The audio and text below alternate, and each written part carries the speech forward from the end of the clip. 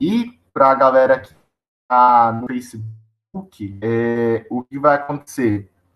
No meio da palestra, o pessoal da organização vai colocar um link, os comentários da live, para daí vocês fazerem a confirmação que vocês, a inscrição que vocês assistiram à palestra. E vai ter uma senha, vai pedir uma senha esse link. Esse link, essa senha transmitir para vocês, vou falar para vocês quando a palestra no era, e daí vocês usam no link. Pessoal que está falando.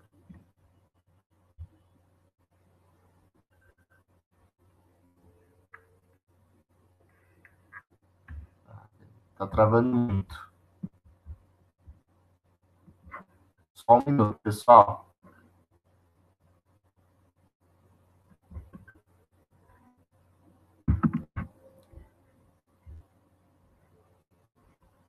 Tá travando muito para vocês? Se alguém puder dar um retorno aí só para.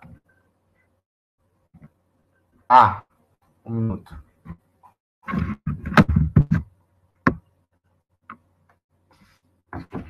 É a internet aqui que conectou.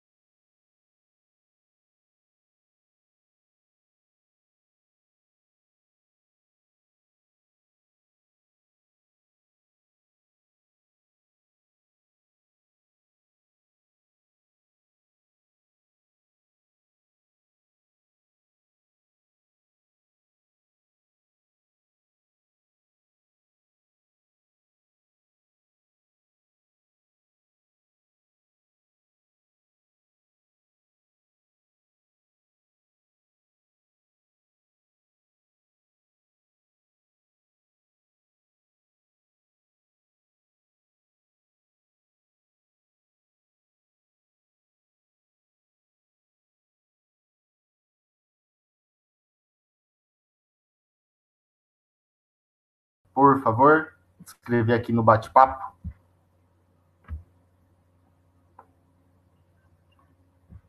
Tá travando? Vocês conseguem me ouvir bem? Ah, beleza. Qualquer coisa vocês vão falando aqui no bate-papo que eu vou vendo aqui. Só tinha sido um problema com a internet, mas já resolveu. Agora, para o pessoal que está na plataforma, eu vou colocar a lista de presença para vocês, beleza? Só um segundo.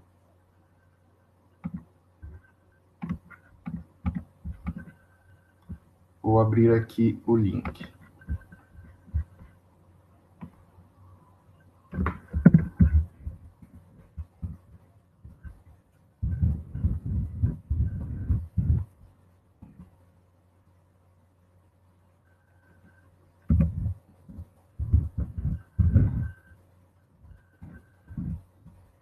Pronto, vou criar aqui a lista de presença e o pessoal vai ter na plataforma 2 minutos para fazer a inscrição.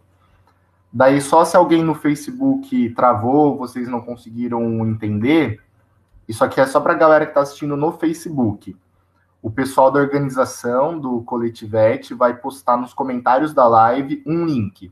Esse link vai servir para vocês acessarem e fazerem a inscrição, e daí vocês vão receber o certificado.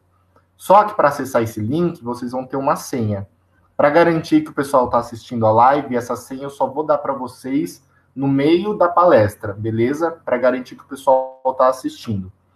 Enquanto isso, a gente só vai esperar dar o tempo aqui que o pessoal está na plataforma terminar a inscrição deles, certo? E no final da palestra, a gente vai abrir o modo perguntas. Acho que quem já assistiu já sabe como funciona. e daí eu vou respondendo algumas perguntas que o pessoal vai fazendo. Quem tiver no Facebook, pode fazer isso nos comentários, e a galera da organização vai pegar suas perguntas dos comentários e colocar aqui na plataforma e eu vou poder ir respondendo, beleza? Sem problemas. Vou só esperar, falta uns 40 segundos aqui na plataforma para o pessoal terminar a inscrição, e daí a gente já começa a palestra, beleza, galera?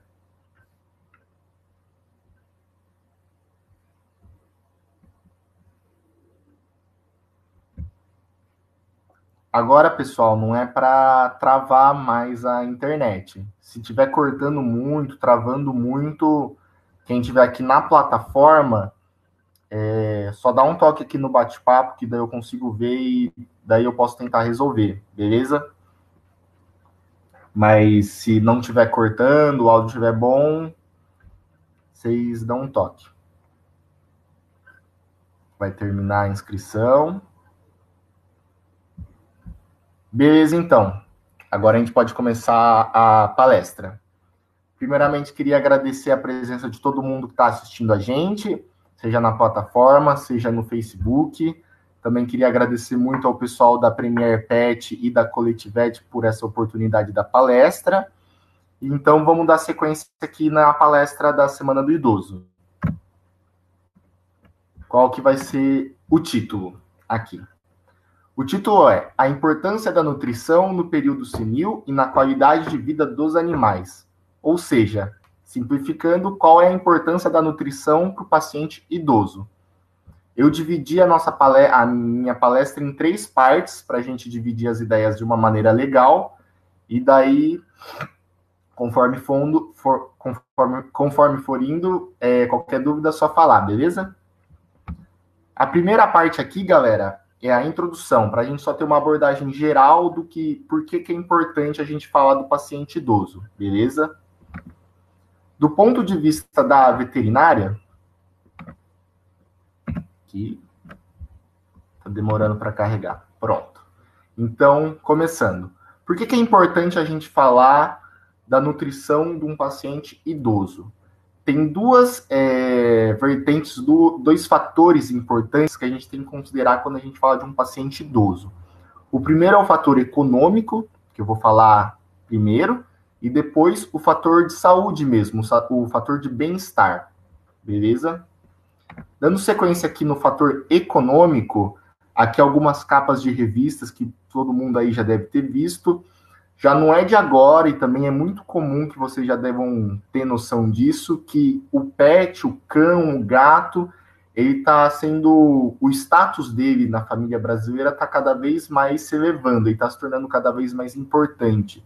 Antes, quando ele era apenas o cão, ou até mesmo o gato, fosse algum animal aí de vigia, de proteção, hoje ele é quase que um membro da família, para muitas famílias já é considerado um filho.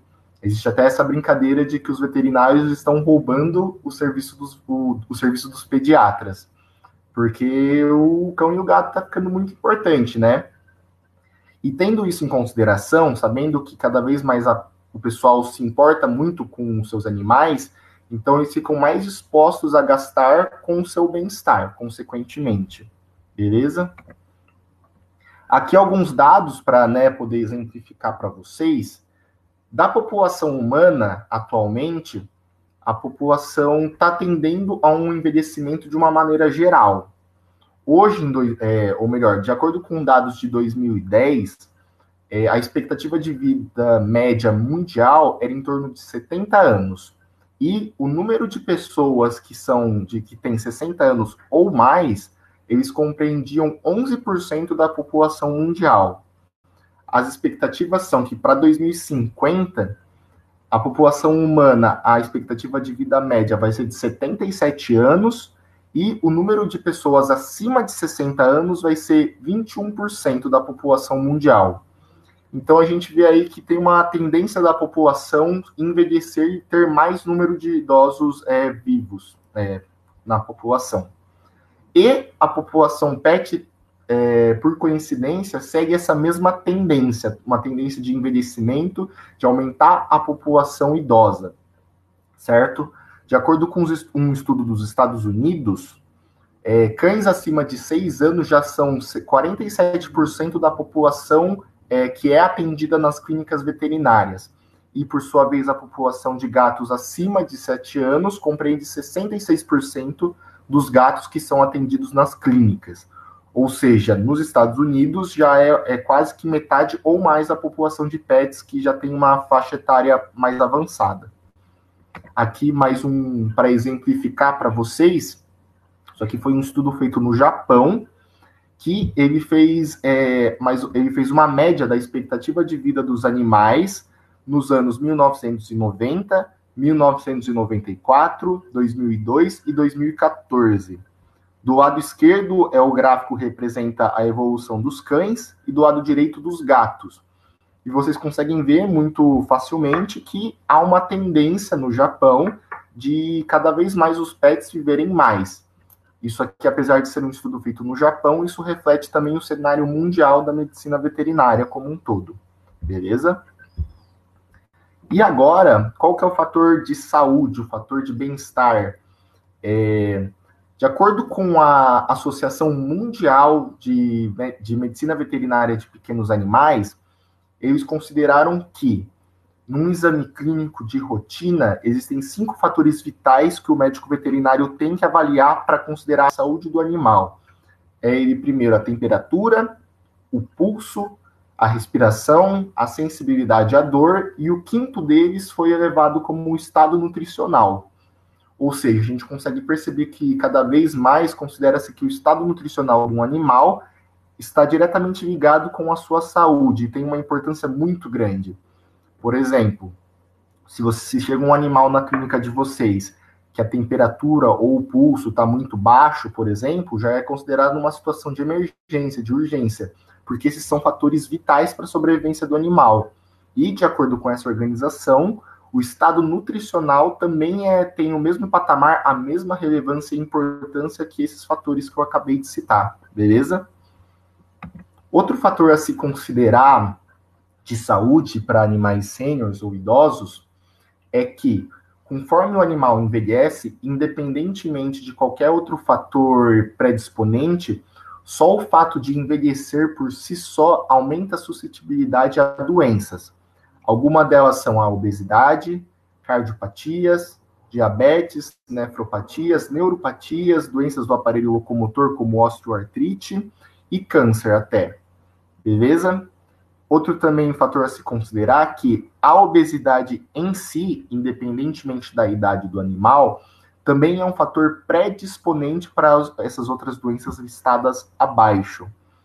Ou seja, se a gente conseguir usar a nutrição para prevenir ou até como um tratamento coadjuvante de todas essas doenças aqui, a gente pode conseguir melhorar tanto a expectativa de vida como a saúde do animal como um todo. Beleza? Passando para o próximo slide. Aqui eu coloquei essas duas barras para a gente ter uma noção de como que a gente poderia enxergar a nutrição no nosso dia a dia como clínicos veterinários.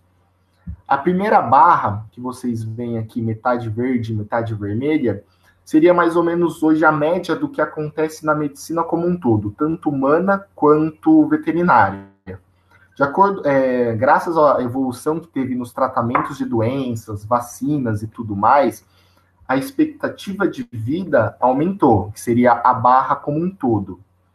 Porém, a prevenção das doenças, tirando as doenças infecciosas, que daí teriam as vacinas, mas doenças crônicas, que vêm de acordo com a idade, a prevenção ainda não está muito bem definida, não está muito esclarecida como que a gente consegue melhorar. Ou seja, metade da vida do animal, tanto do humano até quanto do animal, a gente passa saudável, e depois uma outra parte a gente passa doente, o animal passa doente. Não necessariamente que ele tenha uma vida ruim. Os tratamentos, como eu disse, já estão evoluindo bastante, o bem-estar está evoluindo bastante, mas boa parte ele fica doente e passa metade da vida tratando de alguma doença. Isso pode impactar de qualquer forma um pouco no bem-estar do animal e como também na gestão financeira do tutor, beleza? Se a gente começar a enxergar a nutrição como uma maneira de prevenir doenças, isso é a nutrição básica, porque também existe a nutrição clínica, que daí a gente usa para tratar as doenças. Mas se a gente enxergar a nutrição básica como um método de prevenir doenças, de melhorar a saúde do animal, a gente pode conseguir aumentar essa barra verde, ou seja, a gente pode conseguir aumentar a parte da vida do animal que ele permanece saudável. Talvez a gente não aumente até a expectativa de vida dele, mas a gente vai fazer com que a maior parte da vida dele ele permaneça saudável, beleza? Isso é algo legal que a gente pode ter em mente no campo da nutrição. E aqui, pessoal, só definindo alguns termos para a gente dar sequência na palestra, todos vocês já devem usar e ver esses termos diariamente, que é idoso, sênior, geriátrico e até mesmo velho. No dia a dia, a gente usa eles como sinônimos, mas na verdade eles não são. De acordo na medicina veterinária, quando a gente usa o termo geriátrico ou velho, a gente está se referindo apenas à idade cronológica do animal, que ele tem significa que ele tem, quando o paciente ele é geriátrico ou velho, a gente está querendo dizer que ele tem uma idade avançada em relação à espécie ou à raça que ele pertence, beleza? Quando a gente usa o termo idoso ou sênior, a gente está se referindo à funcionalidade do animal. O que isso quer dizer? Eu coloquei a definição aqui embaixo para vocês, que eu vou ler agora. Um cão ou um gato é considerado sênior quando diminui a atividade física, ganha ou perde peso, apresenta declínio da massa muscular esquelética e desenvolve outras mudanças físicas e comportamentais relacionadas à idade. Ou seja, é quando o animal, além de ter uma idade avançada, ele começa a apresentar os próprios sinais clínicos, as próprias alterações que decorrem do envelhecimento. Aqui, só para exemplificar aqui, a gente pegando aquela teoria dos conjuntos da matemática, que é assim, todo animal que é geriátrico ou velho, ou seja, tem uma idade cronológica avançada, não necessariamente é idoso ou sênior. Mas todo animal que é idoso ou sênior necessariamente vai ser geriátrico ou velho. Aqui a próxima imagem, o próximo slide é só para exemplificar melhor, para uma brincadeira, para vocês terem isso, gravar mais facilmente o conceito na cabeça de vocês. É o que essas duas imagens querem dizer. Do lado esquerdo a gente vê uma pessoa com uma idade mais avançada, mas que a gente pode perceber que está uma saúde física muito bem, tipo a preservação do músculo esquelético e tudo mais. Essa pessoa seria o nosso paciente geriátrico ou velho. Aqui do lado direito, uma outra pessoa com uma idade avançada, que daí, por exemplo, já tem uma perda de massa esquelética, já tem uma dificuldade de se locomover. Essa pessoa aí seria considerada idosa ou sênior. Isso aqui é só para a gente gravar melhor os conceitos, e isso também pode se aplicar para cães e para gatos. Beleza? Aqui essa tabela, que é de alguns trabalhos, elas classificam a partir de qual idade, de acordo com o porte do cão e em relação ao gato, o animal é considerado um geriatra, ou seja, ele é considerado com uma idade cronológica avançada em relação à própria espécie ou à própria raça. Aqui temos a das raças pequenas, de porte, porte pequeno, porte médio, porte gigante e os gatos. Aqui, a gente percebe que tem uma relação inversa entre porte do corpo, porte corporal, e a idade que o animal é considerado um geriatra. Ou seja, quanto menor o porte do animal, mais tempo ele tem até que ele seja considerado um animal geriatra. Essa relação existe em algumas teorias, mas ainda ninguém conseguiu explicar por que animais menores tendem a viver mais do que animais com porte maior. Algumas pessoas podem até dizer, tem a ver com metabolismo, mas na verdade essa é uma hipótese, uma teoria errada. Por quê? Ou não está errada, mas que não tem nada a ver com metabolismo. Porque se a gente for pegar um cão pequeno, em comparação a um cão grande, o cão pequeno tem um metabolismo muito mais acelerado que um cão de porte grande. Isso a gente percebe, por exemplo, quando a gente vai fazer um exame clínico de um pincher, a gente vai auscultar o coração dele e a gente vê que as batidas são muito rápidas. Em compensação, um animal de porte maior, um pitbull, um rottweiler, quando a gente vai auscultar, a gente vê que o batimento cardíaco é mais devagar, é mais lento. Ou seja, se a gente quiser dizer assim, é porque é por conta do metabolismo, não faria muito sentido. porque cães de raças pequenas e até mesmo os gatos têm um metabolismo mais rápido. Se fosse por essa definição, os cães menores teriam que viver menos porque o metabolismo deles é mais acelerado. Ou seja, essa teoria é errada. E ninguém ainda soube explicar por quê, e fica esse questionamento aí para futuros pesquisadores. Beleza? Mas, como regra geral, aqui só voltando o slide, aqui são as idades que o paciente é considerado geriátrico, ou seja, uma idade cronológica avançada. Mas, como regra geral, como na biologia nem tudo é muito exato, né? E para a gente também não correr muitos riscos durante o nosso atendimento clínico, a gente estabelece como regra geral que cães e gatos, a partir de 7 anos de idade, começam a apresentar uma maior chance de apresentar doenças relacionadas à idade. Ou seja, a gente, de uma maneira geral, considera que a partir de 7 anos, cães e gatos podem ser considerados sêniors. Beleza? E aqui eu estou falando para vocês, né, o tema da palestra é o paciente idoso. Mas o que é o envelhecimento, né? Aqui algumas imagens para vocês de um ensaio fotográfico que fizeram com cães, quando eles eram jovens e depois quando eles eram mais idosos, mais envelhecidos. Mas não sei se vocês já pararam para se perguntar o que é um envelhecimento. O envelhecimento é uma causa, ele é uma consequência, ele é inerte ao metabolismo, o que é? Pensando nesse questionamento, um grupo de pesquisadores fizeram uma pesquisa a respeito do tópico de envelhecimento e publicaram um artigo muito famoso na área do envelhecimento que chama Hallmarks of Aging, ou seja, as marcas do envelhecimento. E eles definiram que o processo de envelhecimento é caracterizado por uma perda progressiva da integridade fisiológica, causando comprometimento da função, gravem esse termo, função, e aumento da vulnerabilidade à morte. Beleza? E eles definiram que são 9 os mecanismos que fazem com que qualquer organismo envelheça. Eles são a instabilidade genômica, a diminuição dos telômeros, as alterações epigenéticas, a perda proteica, a diminuição da sensibilidade a nutrientes, a disfunção mitocondrial, o processo de senescência celular, a diminuição das células tronco e a diminuição da comunicação intracelular.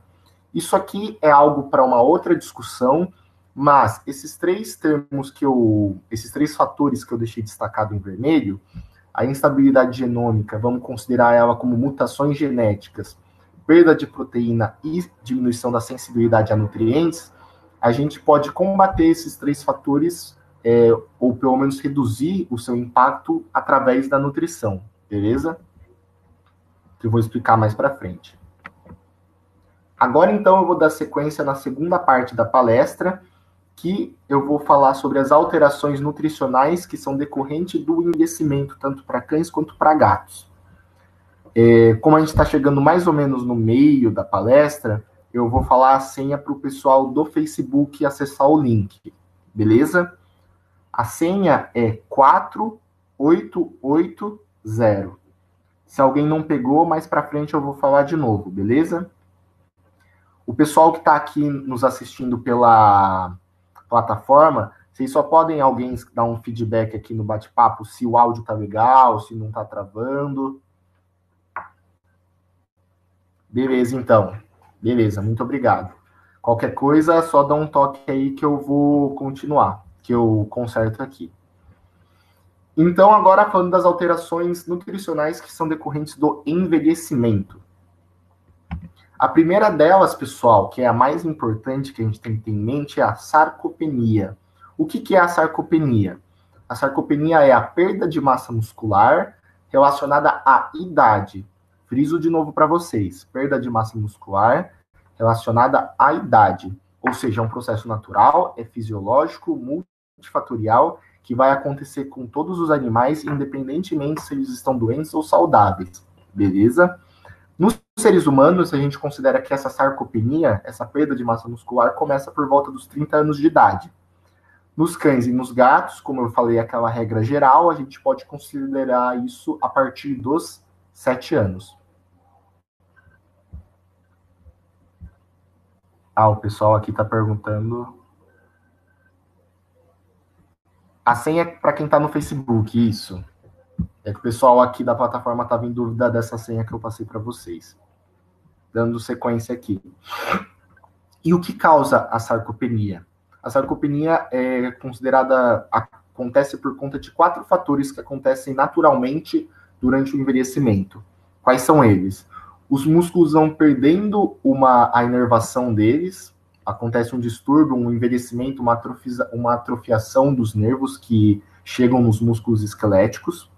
O animal naturalmente se torna mais sedentário e por consequência, exercita menos o seu músculo. E também vai ter um aumento da deposição de tecido adiposo em compensação da perda de massa muscular.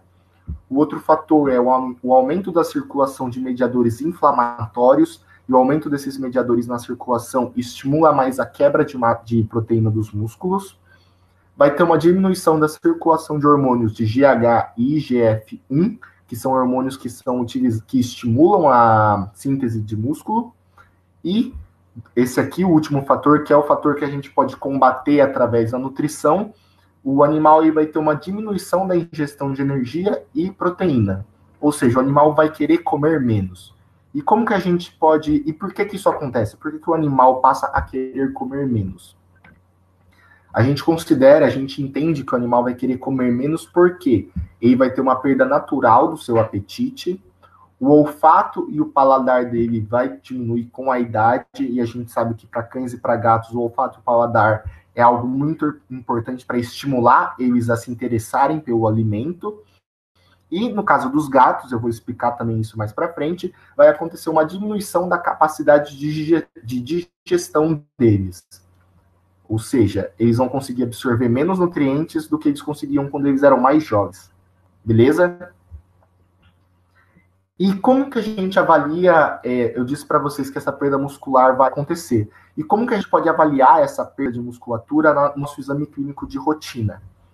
Aqui, essa tabela, pessoal, a gente considera que o score, o teor de massa muscular, ele pode ser classificado em 4 pontuações.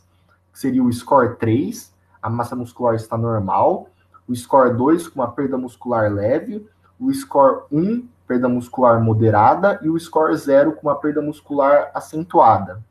Isso é algo que a gente faz palpando a musculatura do animal durante o nosso exame clínico, beleza? Como isso é algo que a gente tem que palpar, isso é muito subjetivo. Essa sensação eu posso explicar aqui para vocês mais ou menos como é que é, mas é algo que vocês têm que fazer rotineiramente para vocês começarem a ter um padrão na mente de vocês.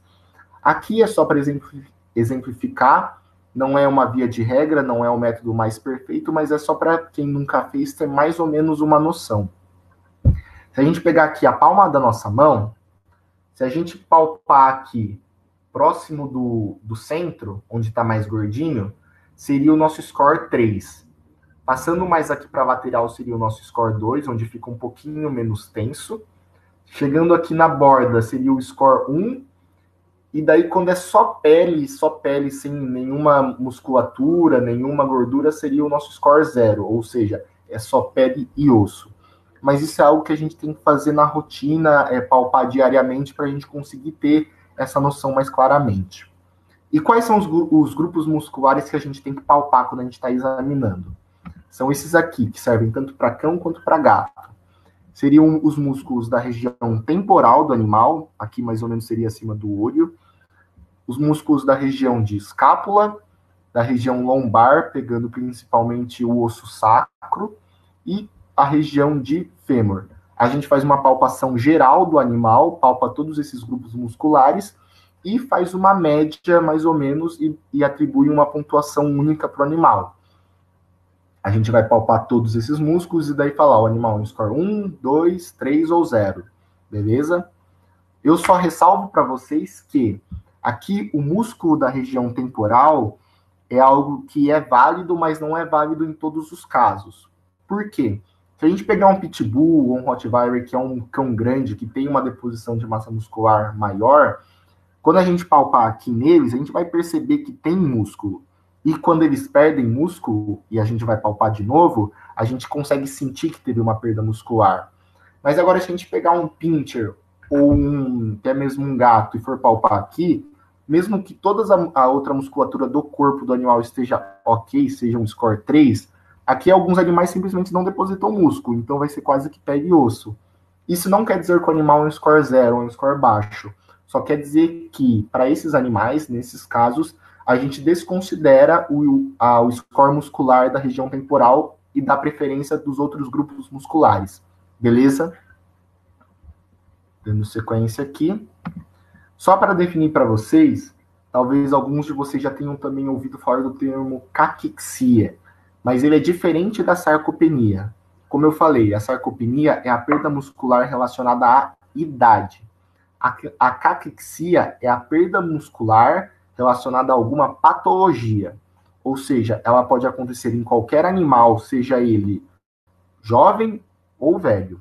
A sarcopenia só acontece quando o animal é velho e ele está saudável. Então, a caquexia é um processo patológico, multifatorial e não está relacionado à idade. Só para exemplificar para vocês como isso acontece, como a caquexia acontece, quando o animal tem uma doença infecciosa ou crônica, vai acontecer naturalmente um aumento da circulação de interleucinas e fator de necrose tumoral alfa. Essas proteínas, esses mediadores, vão atuar tanto no sistema nervoso central quanto periférico. E agindo nos sistemas nervosos, vai fazer com que o animal ele tenha se torne mais anoréxico, ou seja, queira comer menos, perca mais o apetite. O metabolismo dele vai acelerar, então ele vai ter um gasto energético maior do que ele teria naturalmente. E esses mediadores vão estimular mais o catabolismo proteico, ou seja, a quebra de músculo. Todos esses fatores em conjunto resultam na caquexia. E aqui eu estou falando para vocês, né, que a gente tem que saber que o animal vai perder músculo, voltando para a sarcopenia, que o animal vai perder músculo por conta da idade, e vocês podem se perguntar, mas tirando o fato que a perda de músculo vai talvez dificultar um pouco a locomoção dele, por que é importante eu preservar a massa muscular de um animal, de um cão ou de um gato? Bom, aqui o que eu estou mostrando para vocês nesse slide são apenas alguns estudos que eles fizeram em vários tipos diferentes de pacientes, ou seja, eles pegaram pacientes que eram, no caso do primeiro estudo, apenas idosos, daí no segundo, pacientes com doença renal crônica, pacientes com doença cardíaca, né, insuficiência cardíaca, e aqui no último, pacientes que foram hospitalizados por qualquer motivo. E os pesquisadores, eles queriam ver se a preservação de massa muscular ou do peso corporal do animal tinha alguma relação com a sobrevivência. E em todos esses estudos aqui, como em outros que vocês podem depois pesquisar, eles verificaram que tem uma relação direta entre preservação da massa muscular do animal, que a gente consegue fazer através da nutrição, e aumento da expectativa de vida e sobrevivência em alguma doença. Ou seja, é muito importante a gente preservar a massa muscular do animal, seja ele idoso ou seja ele até mesmo doente, porque a gente aumenta a chance dele sobreviver. E por que isso? Porque o animal tendo mais músculo, ele sobrevive mais? A gente tem que pensar assim, quando o animal está perdendo músculo, ele vai primeiro perder da musculatura esquelética. Quando a musculatura esquelética acabar, ele vai começar a tirar proteína da onde? Dos órgãos. Da musculatura lisa do trato gastrointestinal, da musculatura do miocárdio. Ou seja, quando a proteína do animal, quando o músculo esquelético do animal está baixo, ele vai tirar dos órgãos. Tirando dos órgãos, isso vai comprometer mais ainda o organismo dele e facilita a morte dele. Tá aí a importância da gente preservar a massa muscular do animal através da nutrição. Beleza? A segunda alteração que acontece nos animais conforme eles envelhecem é uma redução na sua capacidade de digestibilidade. E isso acontece de maneira diferente para cães e para gatos. O primeiro aqui eu vou explicar no caso dos cães. Nos casos dos cães, os estudos demonstraram que animais que envelhecem, os cães que envelhecem, eles têm uma diminuição, uma redução da vilosidade duodenal e jejunal.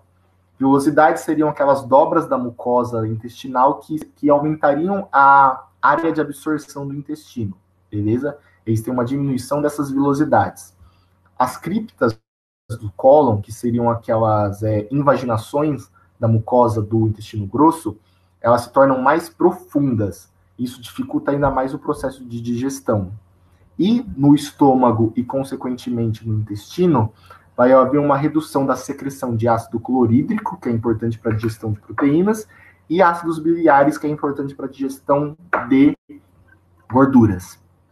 Porém, eu estou falando tudo isso para vocês, e esses são fatos que realmente acontecem num cão conforme ele envelhece, mas, na verdade, todos esses estudos, eles verificaram que, apesar dessas alterações, por algum motivo que ainda não se sabe explicar, não há nenhuma redução de digestibilidade nos cães. Ou seja, tanto um cão jovem quanto um cão idoso, a capacidade deles de digerir o alimento se mantém igual. Ou seja, nos cães a gente não tem que se preocupar com perda de digestibilidade. Agora, nos gatos, a situação é um pouco diferente. Aqui, dados de um estudo, que eles foram avaliar a população idosa de gatos quanto à digestibilidade. Os pesquisadores, eles consideraram que a digestibilidade ideal de um gato seria de 90% ou mais de tudo que ele ingere. Em relação à gordura, o que eles consideraram?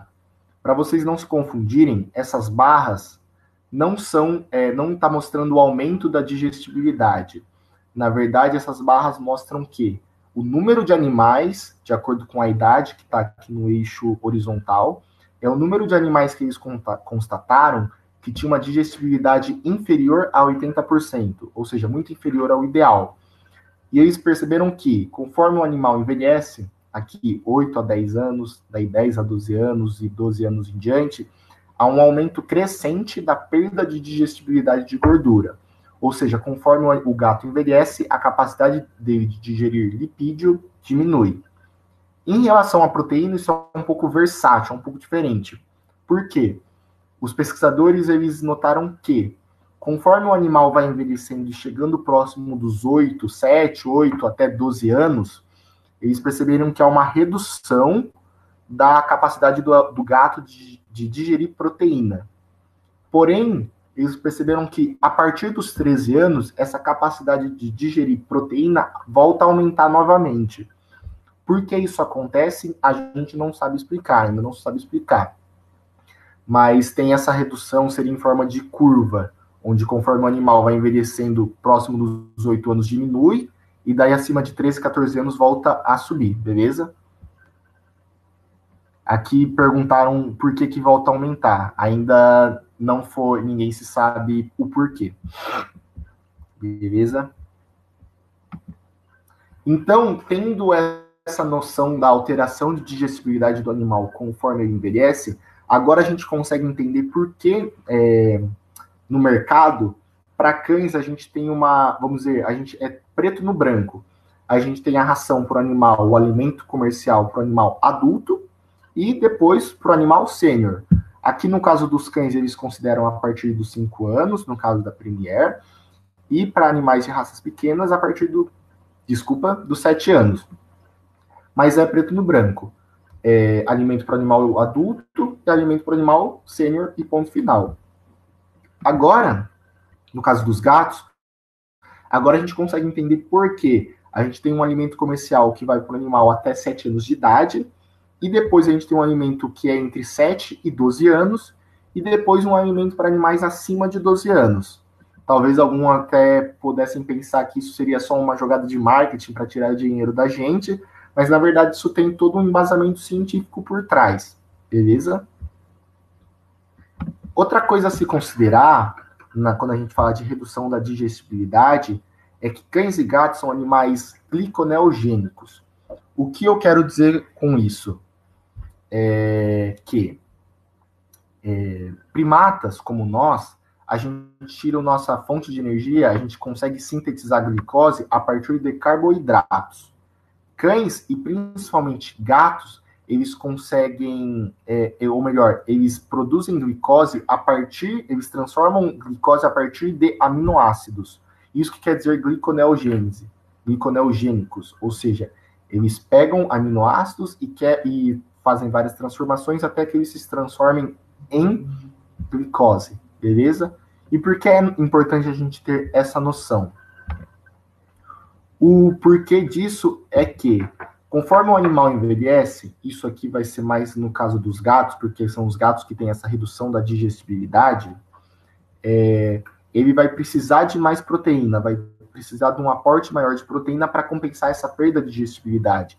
Se a gente não atender essa digestibilidade, esse teor de proteína e o animal começar a ter um déficit energético ou um déficit proteico, eles vão começar a pegar a energia diretamente do músculo deles.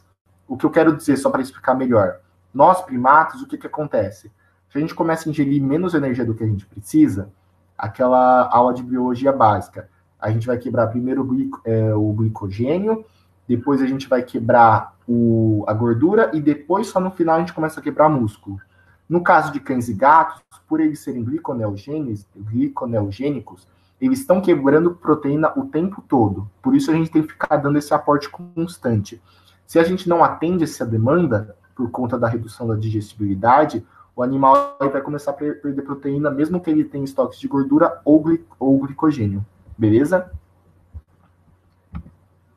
Outra coisa também que a gente tem que considerar mais para gatos é o estresse. Conforme os animais envelhecem, eles ficam muito mais suscetíveis ao estresse e, quando estressados, eles passam a querer comer menos. Aqui no canto do slide eu coloquei uma foto de um sofá velho só para exemplificar. Às vezes o tutor tem um sofá velho na casa deles, onde o gato adora dormir lá. E daí o tutor pensa, putz, meu gato tá aí dormindo nesse sofá tão velho, eu vou comprar um sofá novo para ele dormir melhor. Do ponto de vista do gato, é a pior coisa que você faz, porque o gato ele é muito bem acomodado no ambiente que ele já vive. Ou seja, se você mudar o ambiente dele por algum motivo, ele pode estressar e daí vai querer parar de comer. E isso vai ser ruim pra gente. Outra coisa que a gente tem que considerar agora, tanto para cão e principalmente para gato, é sempre cuidado ao se alimentar, ou melhor, cuidado ao oferecer um alimento novo quando o animal está doente. Por quê? Quando o animal está doente, ele fica mais estressado. Se a gente querer oferecer um alimento novo para ele na época que ele está estressado por causa da doença, ele vai associar o mal-estar dele da doença com um alimento novo. Então ele vai acabar criando uma fobia desse alimento.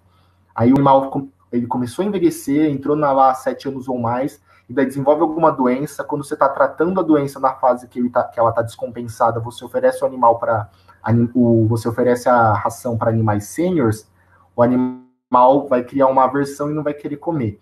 Então, sempre cuidado quando a gente for alimentar um animal que está doente, tratando de uma descompensação de alguma doença. Beleza? Agora aqui, a terceira e última parte da palestra é o manejo nutricional em si que a gente faz de um animal idoso. Vou repetir mais uma vez para o pessoal do Facebook. A senha, caso alguém ainda não tenha feito a inscrição, é 4880, beleza? Agora eu vou perguntar de novo para o pessoal da live. Tá tudo certo? Da plataforma. Tá tudo certo? Tá cortando muito? Beleza, o pessoal aqui tá falando que tá de boa. Então vamos dar sequência. Falando do manejo nutricional, primeiro a gente tem que falar da energia. A energia não é um nutriente, mas ela é considerada uma propriedade inerte do alimento que a gente fornece para os animais. A gente tem que considerar que a gente tem que fornecer um aporte energético muito bem adequado e específico para o animal. Por quê? Se a gente oferecer um aporte incompleto de energia, o animal vai perder peso e a perda de massa muscular, a sarcopenia que eu falei para vocês, vai ser acentuada. Perdendo peso e massa muscular, de acordo com os estudos que eu citei, o animal vai ter um menor tempo de vida. Isso não é interessante para a gente. Porém, se a gente fizer um aporte excessivo de energia, vai ter uma tendência muito maior do animal ficar em sobrepeso e obesidade. Como eu falei para vocês lá no começo da palestra, a obesidade em si já é um fator predisponente a outras doenças, como osteoartrite, cardiovasculares, câncer, entre outras. Ou seja, nem menos e nem subestimado e nem superestimado a gente pode fazer o aporte energético. A gente tem que fazer o aporte energético sempre muito bem preciso para o animal. E como que a gente faz isso? De acordo com os estudos, ou melhor, para considerar o aporte energético, a gente tem que considerar a sarcopenia e a digestibilidade. No caso dos cães, eles não perdem digestibilidade do alimento, então isso não vai ser um fator que vai influenciar. Mas os cães têm sarcopenia, e a gente sabe que o tecido muscular é um tecido metabolicamente ativo, ou seja, conforme o animal vai perdendo proteína por conta do envelhecimento, o metabolismo dele vai ficando mais devagar, menos acelerado, certo? Então, de acordo com os estudos, por conta dessa sarcopenia, a gente considera que a gente tem que fazer uma redução de 20% a 50% do aporte energético que a gente faria para o cão quando ele fosse jovem, beleza? No caso dos gatos, o padrão da energia segue o mesmo padrão da proteína, ou seja, quando o animal é mais jovem, que é o que o gráfico quer dizer aqui, em média, a necessidade, o metabolismo dele é mais acelerado, ou seja, o gasto energético dele é mais alto. Conforme ele vai diminuindo a idade, chegando próximo aos 7, aos 8 anos, até os 12, essa necessidade energética dele diminui. E conforme ele vai passando para os 13, 14 anos, essa necessidade energética volta a aumentar um pouco, beleza? Então a gente teria que ter essa noção versátil para fazer o aporte energético do animal, beleza? Eu vou pular um slide aqui, mas eu já volto para ele. Mas, na prática, o que a gente acaba fazendo para ficar mais fácil? Existem duas fórmulas aqui, ou melhor, três, uma para cão e duas para gatos, que a gente faz para atender a necessidade energética de um paciente adulto normal, sem nenhuma doença. Essa é uma fórmula média, certo? Para cães, a gente chama de necessidade energética de manutenção, ou necessidade energética diária, que é tudo aquela energia que o animal vai precisar para sobreviver um dia. Para cães, como a gente calcula essa necessidade energética? A gente faz 95 vezes o peso corporal elevado a 0,75, certo? No caso dos gatos magros, a fórmula é 100 vezes o peso corporal elevado a 0,67, e para gatos que são obesos, 130 vezes o peso corporal elevado a 0,4, beleza? Essas fórmulas aqui vão dar um valor para a gente energético em quilocalorias. E o que a gente faz com esse valor? Quando a gente olhar para um rótulo de um alimento que o animal está comendo, seja que a gente está mesmo dando ou que o tutor está oferecendo, ali no rótulo onde vai ter o teor de proteína, gordura, vitaminas, minerais, vai ter uma coisa escrita energia metabolizável. A gente pega esse valor de energia metabolizável e usa ele para dividir a necessidade energética que a gente calculou. Ou seja, necessidade energética dividido pela energia metabolizável. Isso vai dar a quantidade diária em gramas que o animal vai ter que comer para ele manter o peso dele, beleza? Mas a gente tem que ter uma noção que na veterinária, na biologia em geral, nada é exato. As coisas sempre podem variar, beleza? Essas fórmulas aqui, a gente considera que elas não que elas não sejam exatas, mas que elas são um ponto de partida para daí a gente alinhar certinho a nutrição do animal. O que eu quero dizer com isso? Quando a gente calcula a energia do animal e aí calcula a quantidade que ele tem que comer, isso é só o começo do nosso tratamento. A partir de então, a gente teria que fazer uma avaliação mais ou menos a cada 15 dias para ver a resposta do animal. A resposta seria o ganho ou a perda de peso. Se o animal ganhar peso nesses 15 dias, a gente vai pegar o valor que a gente calculou da necessidade energética e reduzir ele em 5 a 10%. Se o animal, nesse caso, perder peso, e nesse caso também vai perder músculo, a gente vai aumentar a necessidade energética que a gente calculou em 5 a 10%. A gente vai fazendo isso a cada 15 dias e vendo como o animal vai engordando ou vai emagrecendo até que o peso dele fique estabilizado. A partir de então, quando o animal está estabilizado, vamos dizer que a gente está fazendo isso para um animal jovem. A gente pode ter uma vigilância maior conforme ele for envelhecendo. Ou seja, conforme ele for envelhecendo, a gente só tem que prestar atenção se ele vai começar a perder ou ganhar peso. E daí a gente vai fazendo esses reajustes de 5 a 10% da energia até que o peso se estabilize, beleza? Essa é a forma prática que a gente acaba usando no dia a dia para ser mais fácil, beleza?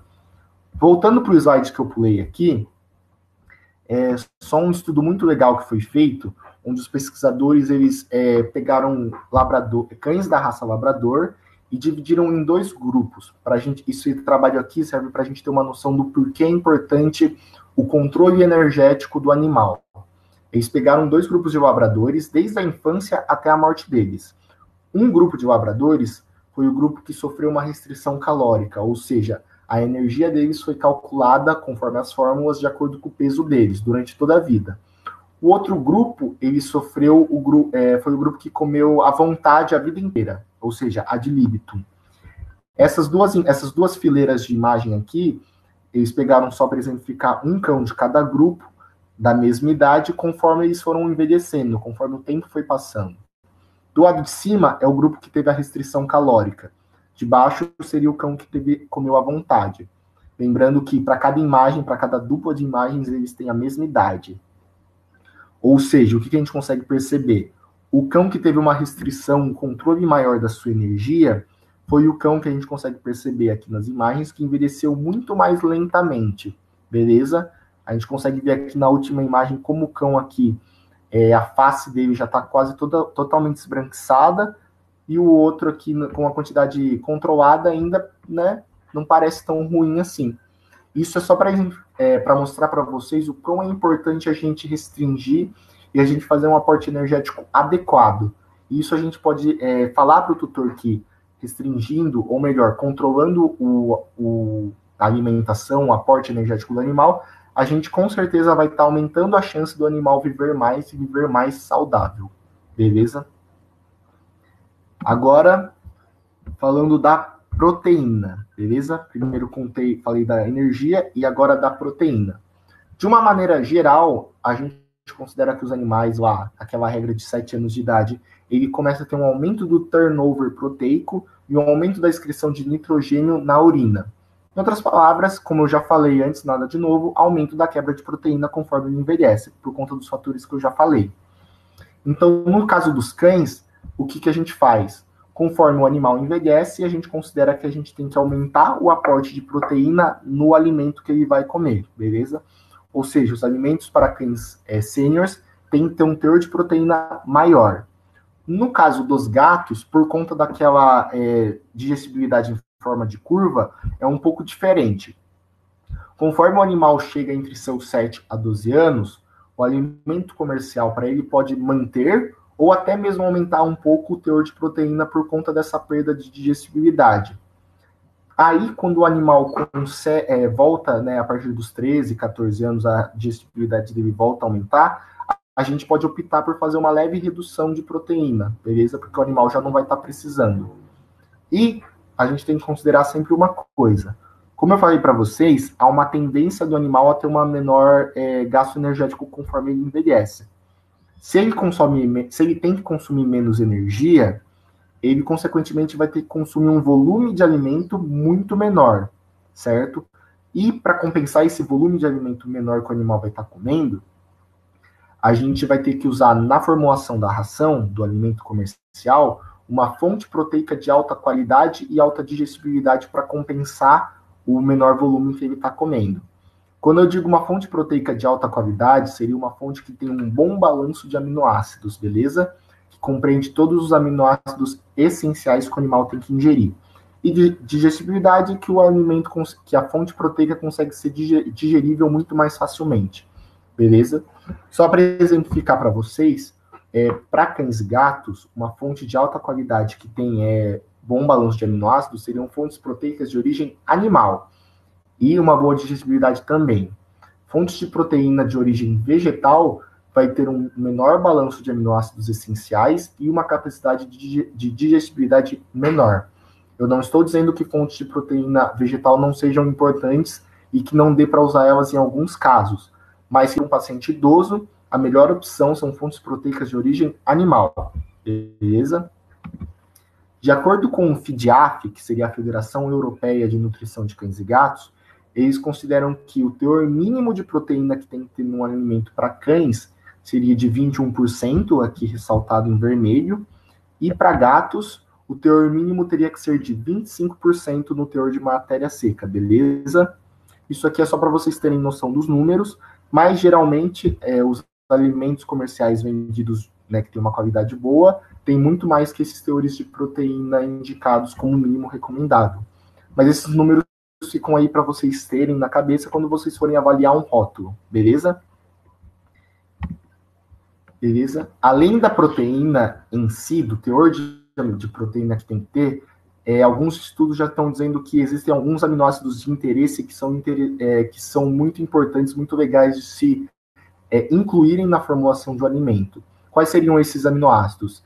São os aminoácidos de cadeia ramificada, o famoso BCAA, que o pessoal da academia toma. Eles são a isoleucina, a leucina e a valina. E o que eles têm de importante? Em estudo em ratos idosos, eles perceberam que a suplementação com BCAA, independentemente do teor de proteína que o animal estava ingerindo, aumentou a síntese de massa muscular e reduziu o processo de quebra de músculo esquelético. Ou seja, a partir desses estudos, a gente vem considerando que, para animais idosos, um alimento que tenha, além de um teor elevado de proteína, tenha na sua composição isoleucina, leucina e valina, é muito mais interessante para a gente para preservar a massa muscular do animal. Beleza? Mas aqui eu tô falando de proteína, né? Que de uma maneira geral a gente tem que aumentar a proteína conforme o animal envelhece. E alguns de vocês podem perguntar, bom, mas isso não vai causar problema renal, o animal não vai se tornar doente renal, aumentar a proteína não vai ser ruim para o rim dele, ele também já é um animal mais velho. Isso, apesar de ser um tema muito controverso, galera, é muito simples de explicar que é assim. De acordo com todos os estudos que foram feitos com animais idosos, quando um animal é idoso e saudável, aumentando o aporte de proteína nesse animal, não causa lesão renal. Talvez isso aí seja até um pouco conflitante do que vocês possam ter aprendido, mas em animais idosos saudáveis, o aumento de proteína não causa lesão renal. A proteína só vai acontecer se o animal já é doente renal. Nesse caso, o animal já é doente renal, a gente, nesse caso, restringe a proteína. Além disso, os estudos mais recentes eles começam a indicar que não é nem a proteína em si que causa a lesão renal, é o fósforo que está presente na proteína. Ou seja, conforme a gente usar fontes de proteína que têm menos fósforo na sua composição, aí entra as proteínas de origem vegetal, em parte, né, a gente não pode oferecer só proteína vegetal para o animal, mas se a gente fizer um balanço ali, oferecer um pouquinho a mais de proteína, de outro dia. Agora, animais saudáveis não tem problema em aumentar o de proteína, beleza?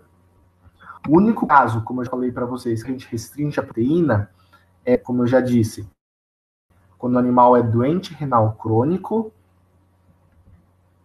Travou tudo, alguém falou aqui. O pessoal aqui da plataforma está falando que está travando. Que parte que travou, gente, por favor? Agora vocês estão me ouvindo normal.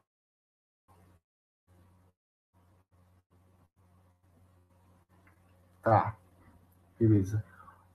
Não sei se para vocês o Facebook cortou, mas o pessoal aqui da plataforma travou, então eu vou voltar, beleza?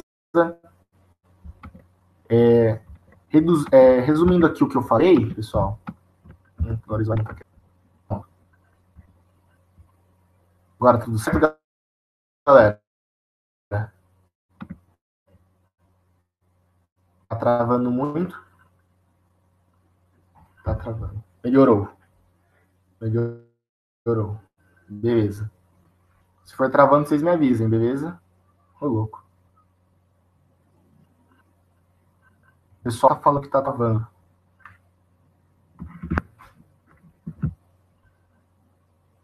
Tá travando ainda, pessoal?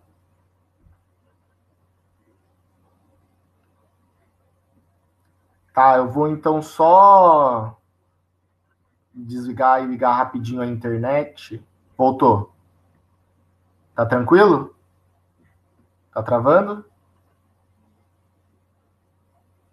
Beleza. Qualquer coisa vocês me falam. Obrigado aí, pessoal, que foi falando para mim. Desculpa aí, gente, problemas de internet. Beleza?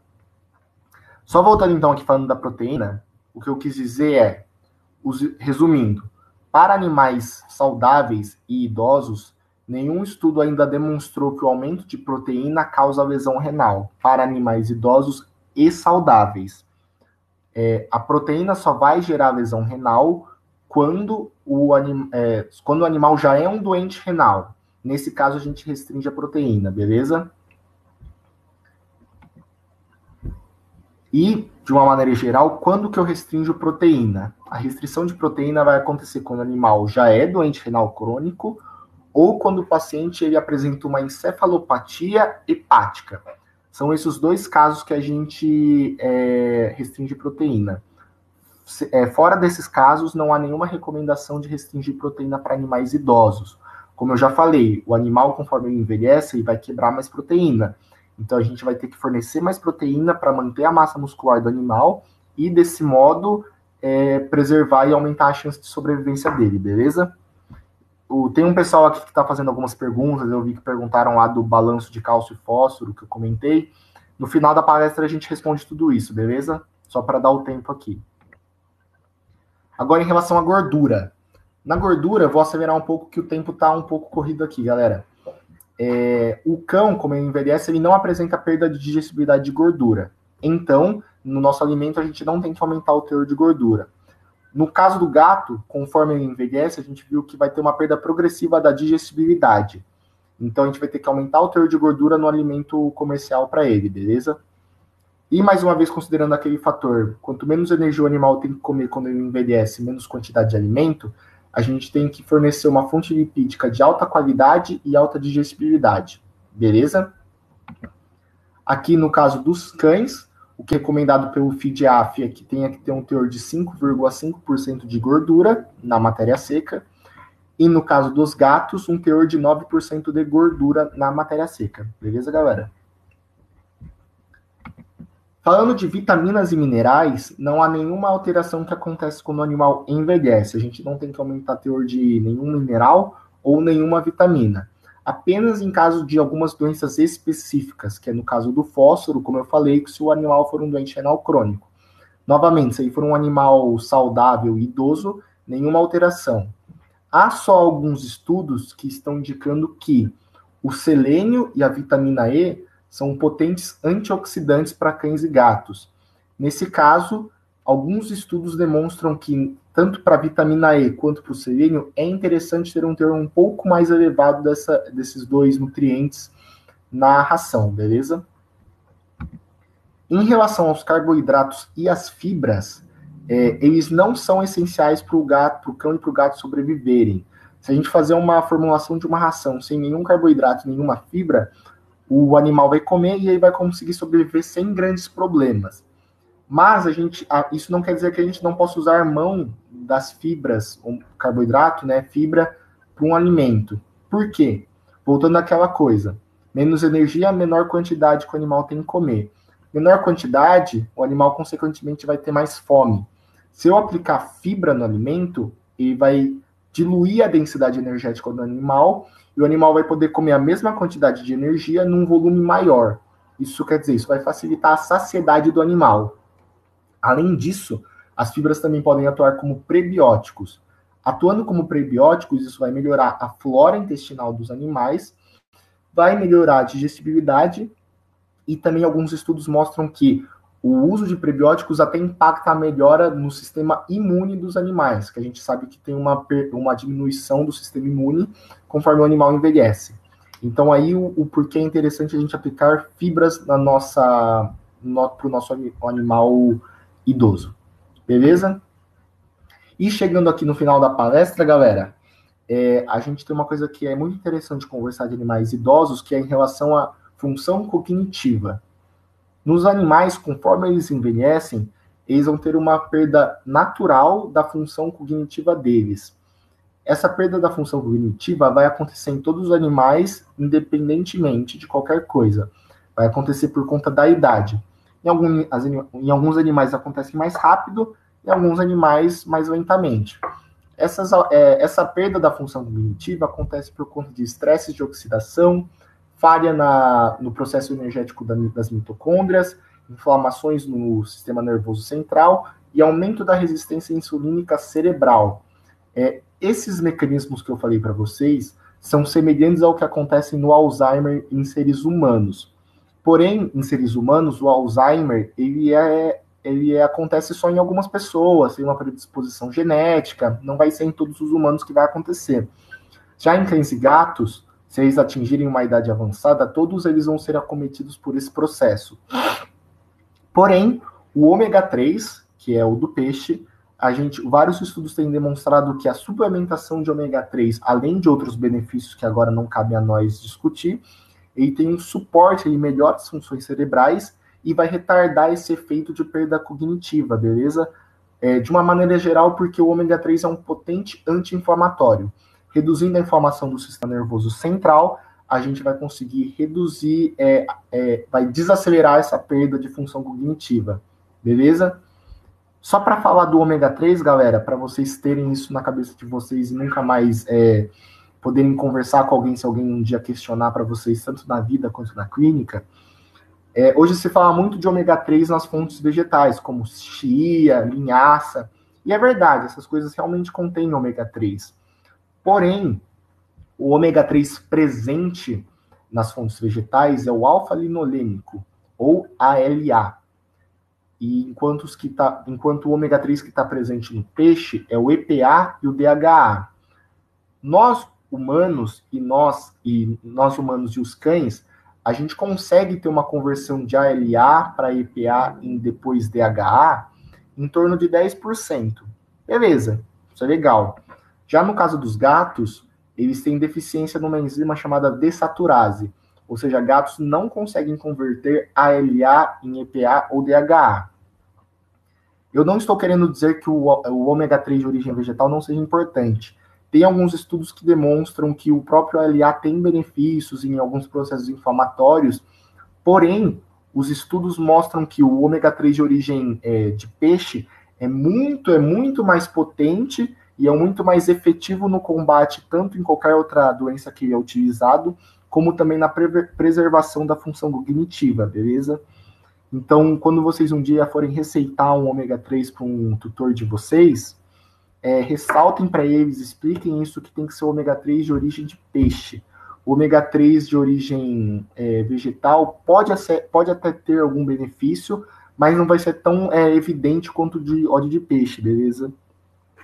Isso é mais para vocês saberem disso, é algo que as pessoas não sabem, a gente acaba achando que o ômega 3 é tudo a mesma coisa, mas não é, tá? Isso aí fica, conhecimento para vocês, para usar no dia a dia. Agora, para concluir a palestra, galera, o que eu deixo de mensagem para vocês é sempre individualizar cada paciente. Todas essas coisas que eu falei de energia, proteína, ômega 3 e tudo mais, tudo isso são estudos populacionais, são estudos que dão uma média de como as coisas vão acontecer na população. Isso é muito bom, são estudos muito precisos, mas às vezes o nosso paciente ali no dia a dia pode responder de uma maneira diferente. Ou seja, sempre individualizem o seu paciente e sempre avaliem periodicamente conforme a evolução dele nas consultas que se seguem, beleza? Eu gostaria de agradecer muito a Premier Pet e a Coletivete por essa oportunidade de ter dado a palestra aqui para vocês. Peço perdão alguma coisa que eu tenha deixado de falar, ou até mesmo se travou. E agradeço mesmo de coração por essa oportunidade. Ressalto todo mundo aí de continuar em casa, vamos ficar nessa quarentena. E quando a quarentena acabar, eu deixo o convite a todos vocês no lugar que eu faço mestrado, é o CPEM-PET, que é um centro de pesquisas que foi construído em associação da USP com a Premier. Aqui algumas imagens, esses são os cães do nosso centro de pesquisa. E quando um dia essa quarentena terminar, fica o convite a vocês de todos para fazer estágio lá ou vir conhecer, beleza? Esse centro de pesquisas fica no campus de Pirassununga.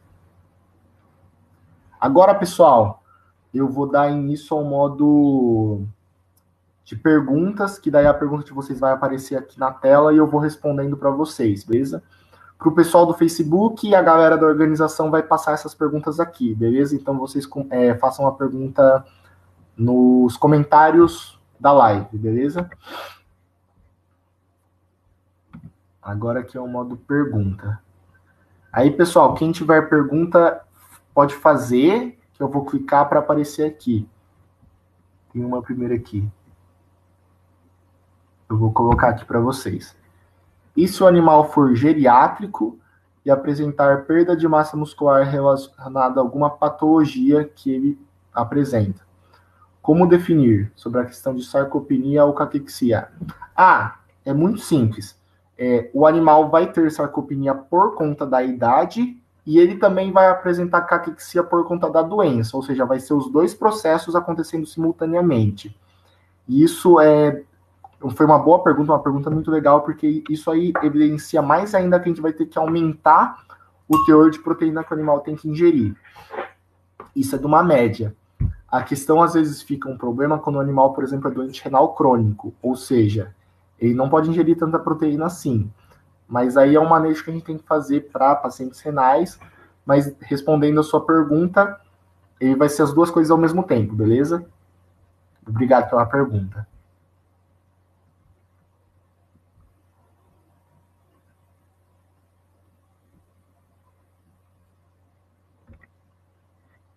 Aí a Tatiana. Mas e aí? Por exemplo, eu possuo um cão geriátrico, ou seja, um cão que tem uma idade cronológica avançada. A alimentação dele deve ser sênior, de qualquer forma, certo? Aí fica a confusão dos termos nesse caso. Eu entendi. Porque, né, antes do animal ser sênior, ou seja, ele, em tese, teria que comer a ração sênior, antes dele ser sênior, ele já é considerado um geriátrico. Aí fica aquela regra geral que eu falei, de sempre considerar um animal sênior, em média, a partir dos 7 anos. Mesmo que ele seja um cão de pequeno porte, onde, como na tabela lá que eu mostrei, ele é considerado um geriátrico só com 11 anos, a gente considera como regra geral a partir dos 7, e daí a gente entra com essa ração. Só uma ressalva, para cães de grande porte, a partir dos 5 anos, do ponto de vista comercial, a gente já pode começar a oferecer uma ração de sênior, beleza? Se caso não fique claro as minhas respostas, podem continuar perguntando, galera. Indo para outra pergunta aqui. Quanto era o teor recomendado de gordura para cães? O teor, de acordo com o FIDEAF, é que tenha pelo menos 5,5% no teor de matéria seca, beleza? Tem uma cocker de 15 anos, já teve pancreatite e 2 AVCs. Posso dar ômega 3? Eu entendo a sua pergunta, muito legal a sua pergunta. Só ressaltando que, de uma maneira oficial, eu não posso fazer essa recomendação só por uma live, né? Para a gente fazer essa recomendação, apesar de não ser um medicamento, para eu fazer recomendação para algum animal, eu teria que fazer o exame clínico completo e tudo mais. Mas, até o que eu sei, os estudos dizem, não existe uma contraindicação de dar ômega 3. Por quê?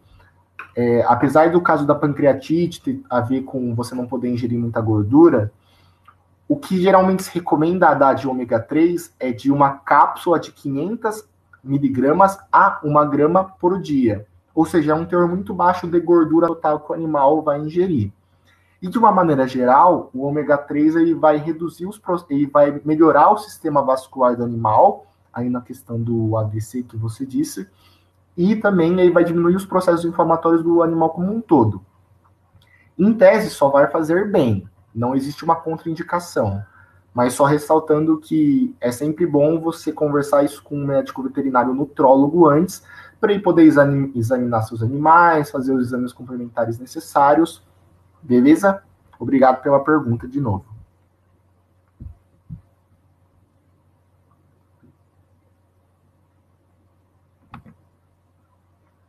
Aqui, no caso do animal começar a perder os dentes, como eu faço a alimentação? Tem que ser uma alimentação caseira apenas? Bom, no caso dos dentes é uma pergunta muito legal a sua pergunta, que é assim, a gente considera que os gatos, eles mastigam o alimento. Para cães, o processo de mastigar, eles quase não fazem isso. Se vocês repararem no animal de vocês, provavelmente eles vão lá no comedouro, dão algumas bocadas, dá uma, duas mordidas no animal e engole. A gente considera que cães não mastigam o alimento e o processo de mastigar não é necessário para os animais conseguirem digerir o alimento. Assim como a gente fala que para humanos, você sempre tem que mastigar a comida. Para cães, isso não é verdade. Eles não precisam mastigar a comida para digerir elas. Beleza? E como eu faço na questão da alimentação? A alimentação caseira pode ser uma alternativa, porque, né, é mais pastosa, tudo mais. Mas como eu falei, no caso dos cães, eles não precisam mastigar. Se o animal conseguir pegar a comida com a boca, mesmo ele tendo um ou nenhum dente, ele vai conseguir engolir e isso não vai ser ruim para ele. No caso agora, se o animal tem uma dificuldade de comer, ou no caso do gato, que aí precisa mastigar a mesma comida, você pode usar o alimento comercial. Algumas dicas que dá para fazer você pode botar água morna para o alimento amolecer um pouco, você pode até deixar na água morna, bater um pouco no liquidificador para ele ficar mais pastoso, e aí o animal começar a comer, beleza? Obrigado pela pergunta.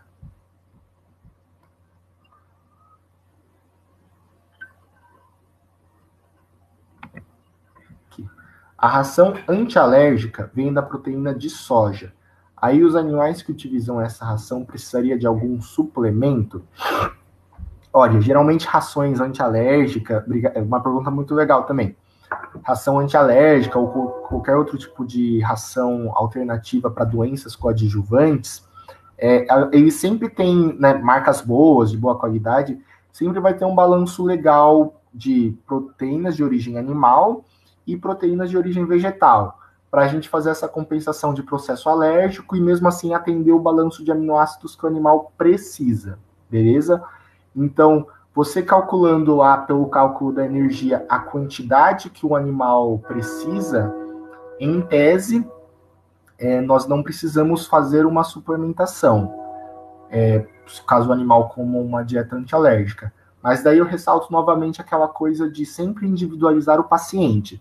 Se ele está comendo a ração antialérgica, ele já sendo um idoso e está mantendo o peso dele, a massa muscular, beleza, sem problema. Se o animal está perdendo massa muscular, aí a gente pode considerar o uso de algum suplemento no caso, beleza? Espero que tenha respondido. Obrigado pela sua pergunta.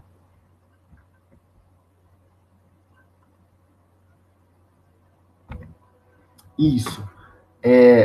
Outra pergunta muito legal. Em caso do animal apresentar algum problema renal e eu precisar restringir a proteína, como eu devo prosseguir? Como posso minimizar a perda muscular? Muito legal essa pergunta. A gente tem que considerar que, assim, principalmente nesses casos que o animal é doente renal, ou seja, a gente tem que restringir a proteína, nunca vai existir uma situação ideal, uma situação onde eu consiga atender toda a proteína que o animal precisaria para manter o peso e a massa muscular dele, e mesmo assim não causar lesão renal. Sempre a gente vai ter que fazer isso na balança, certo? Por isso que essas doenças, como doença renal, é uma doença crônica progressiva, ou seja, independentemente do tratamento, ela sempre vai progredir aos poucos. Com o uso da alimentação como forma coadjuvante ao tratamento, a gente consegue minimizar essa progressão da doença, beleza?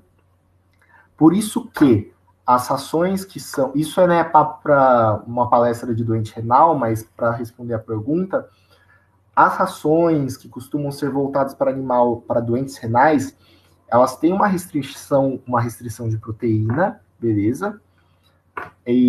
Porém, elas não é muito essa restrição, certo? É uma restrição, vamos dizer assim, média. E como eu falei que o fósforo está relacionado com a lesão renal, essas rações costumam ter rações boas, um balanço de proteína de origem animal, que daí vai atender todos os aminoácidos que ela precisa, os essenciais, e um pouco de proteína vegetal, porque daí vai também atender alguns aminoácidos e vai ter menos fósforo, e aí, com menos fósforo, menos lesão renal. Mas respondendo assim, não existe uma situação ideal. O animal, conforme o tempo, vai perder proteína e vai ter lesão renal. A restrição de proteína acontece conforme o estágio que ele é, que é o estágio 1, 2, 3 e 4. Conforme os estágios progridem, a restrição aumenta. Não vai haver uma situação ideal, mas a gente consegue minimizar essa perda. A gente sempre tem que ter essa noção na cabeça que o animal, conforme o tempo, vai ter mais lesão renal e mais perda de proteína. Como faz para se candidatar para o estágio lá? Obrigado pela essa pergunta. Tem um e-mail, depois eu posso passar para o pessoal da organização, ou até mesmo o e-mail que estava ali na minha palestra, vocês podem me mandar depois. Tem uma pessoa lá, que seria a técnica de laboratório, que ela que resolve essas questões de estágio. É só mandar e-mail para ela, depois eu posso passar para vocês, ou para o pessoal da organização, e vocês podem entrar em contato. Mas ressalto para vocês, ainda como estamos em quarentena e ainda não tem previsão quando isso vai acabar, não estamos tendo previsão de aceitar estagiários no momento. Mas é tudo questão que você pode resolver por e-mail, muito simples, e é pouca burocracia, beleza? Outra pergunta?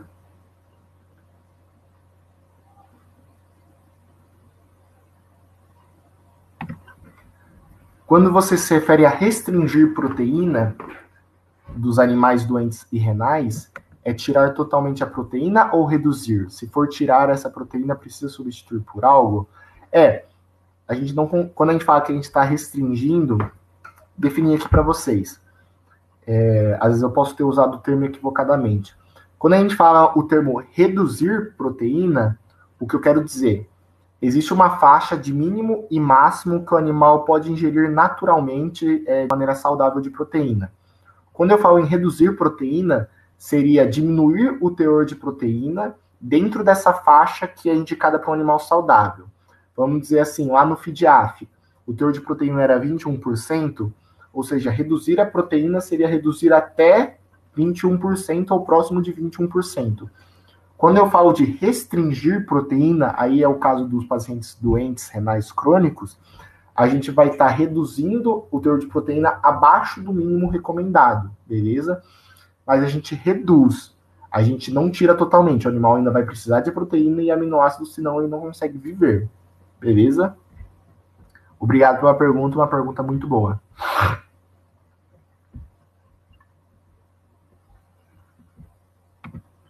A próxima pergunta aqui, pode dar ração normal e suplementar a alimentação com nutrientes necessários no animal idoso? Eu acho que você está querendo perguntar seria dar uma ração para um animal, uma ração de adultos e suplementar com alguma coisa de proteína, vitaminas e minerais para um animal idoso. Isso pode se fazer, não há nenhuma contraindicação, desde que você esteja adquirindo lá o teor de proteína que o animal precisa e gordura também. Só que esses suplementos alimentares são bem mais caros se você for comprar eles. Se você optar por uma ração de um animal idoso ou sênior, mesmo que ela seja um pouco mais cara que uma ração de animal adulto, você vai economizar muito mais dinheiro por não ter que comprar um suplemento. Beleza? A gente considera que na nutrição, de acordo com os estudos que a gente considera que um alimento comercial, esses de boa qualidade, que são os super premiums, eles sozinhos não necessariamente precisam de um suplemento alimentar de proteína, vitamina ou mineral. A gente considera que eles, por si só, já são completos e balanceados e atendem o que o animal precisa. A não ser em alguns casos específicos, como seria o ômega 3 e tal, mas aí é outro cenário. Obrigado pela pergunta, muito boa.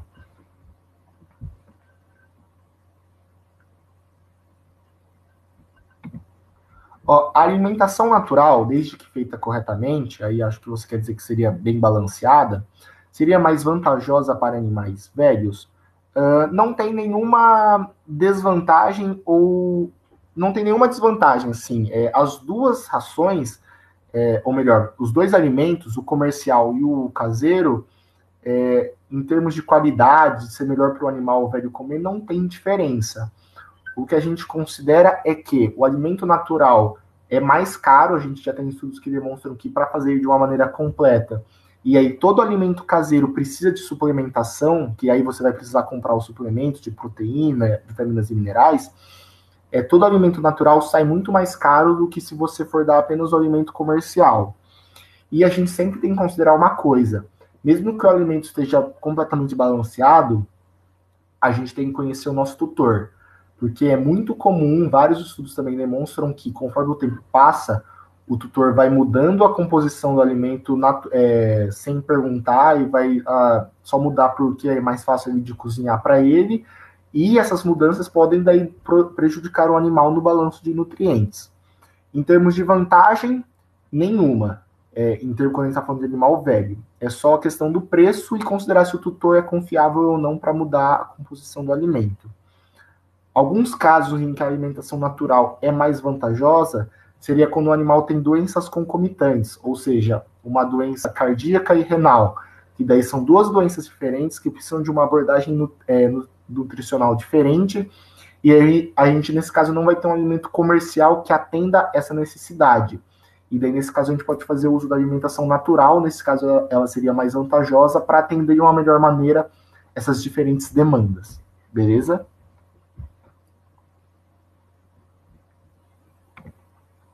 Cães de grande porte necessitam ingerir mais proteína em relação aos outros portes? Sim. O teor do alimento comercial, como eu falei para vocês, tem que ser no mínimo para cães 21%. Desde que a ração, o alimento comercial, tenha esse teor de 21% ou mais, e daí ele tem que ser um pouco maior para animais idosos, sim. E se a gente, mas assim, esse teor pode ser tanto mesmo para um animal de pequeno quanto para grande porte. A questão fica que, como um animal de grande porte tem um gasto energético maior, ou seja, ele vai ter que comer um volume maior de alimento, consequentemente ele vai acabar ingerindo maior quantidade de proteína. Mas quando a gente está falando do teor, que isso é encontrado no rótulo do alimento, não precisa ter uma diferenciação, beleza? Próxima pergunta. Gente, só para, né, eu vou responder as perguntas até 1 hora, que foi o que o pessoal da organização aqui disse que era para eu fazer, beleza? Mas aí a gente tem bastante tempo.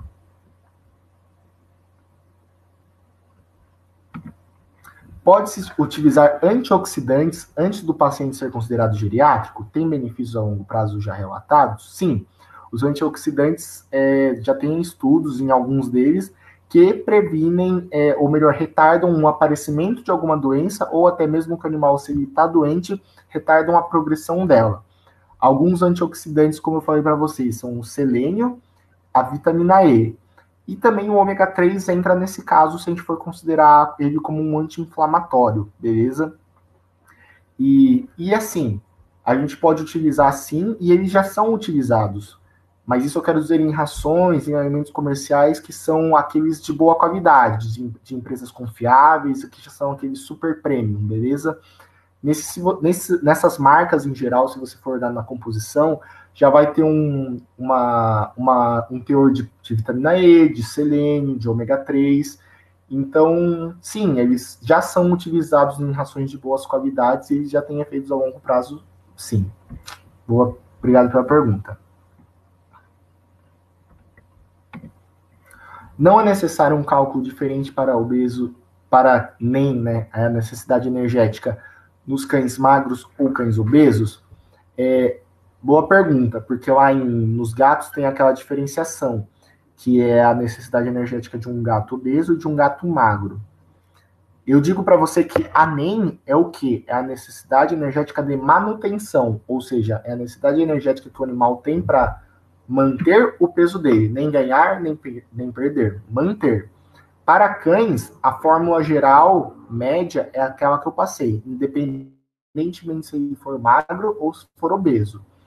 No caso, se o cão ou até mesmo o gato for obeso e você quer emagrecer o gato, ou você quer fazer ele ganhar peso, caso ele seja muito magro, tipo, caso seja um animal adotado de rua, muito caquético, você quer que ele ganhe peso rápido, aí são outros cálculos. Mas para manter o peso e na questão lá que eu falei da prática para um animal velho, que a gente só quer manter o peso dele, é aquelas fórmulas lá que eu mostrei para vocês. Beleza? Obrigado pela pergunta.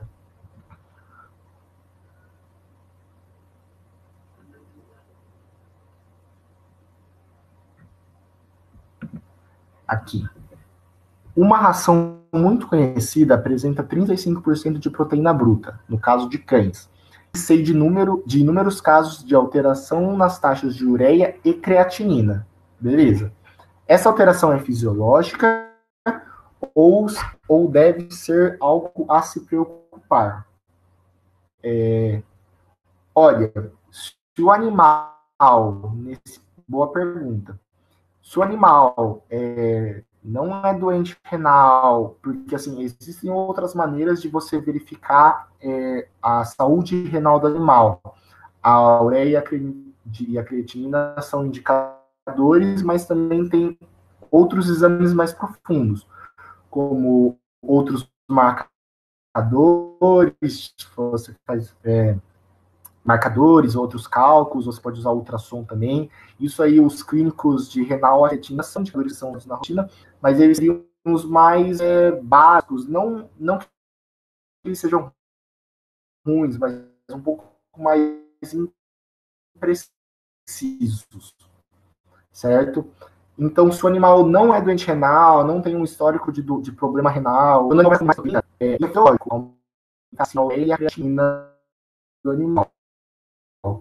Mas se você, por algum motivo como um clínico, está preocupado, tem algum histórico, o animal já é mais idoso, você acha que ele tem uma predisposição genética, aí é o que a gente tem que se preocupar, no sentido que a gente tem que fazer outros exames, né, avaliar outros sinais clínicos que o animal possa apresentar, como vômito, diarreia, perda de apetite, outras coisas que daí os clínicos de renal vão saber explicar melhor, que daí a gente tem que se preocupar.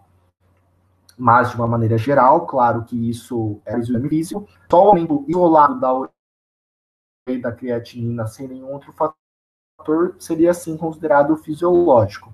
Mas sempre bom, por isso, as avaliações periódicas que a gente tem que fazer. Beleza? Obrigado pela pergunta. A menção natural pode ser dada como um suplemento para a ração? Sim e não. Porque se você está usando assim como um suplemento, no sentido que você dá a sua ração comercial, seu alimento comercial, e daí você daria alguma coisa natural, tipo, talvez um frango, ou qualquer uma maçã, não sei, para suplementar alguma coisa. Em termos de suplementação, nem se precisa fazer. Como eu disse, o alimento comercial em si, quando você opta por cuidar dele, ele é considerado balanceado e o adequado para o animal comer e sobreviver, certo? O que a gente pode fazer é que a gente calcula a NEM, a necessidade energética que o animal procura natural, 90% da NEM você pode atender, você pode fazer um tipo de natural que você deseje. Isso não é indicado, isso é até considerado um fator de risco. Ou seja, respondendo, se o animal come um alimento comercial calculado, é uma forma de risco gerado, você tem que calcular em forma de alimento comercial, só 10% você pode dar em forma de total. Pode.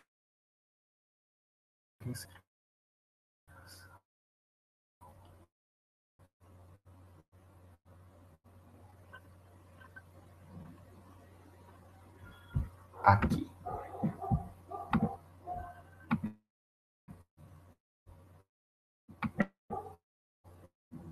Acho que deu.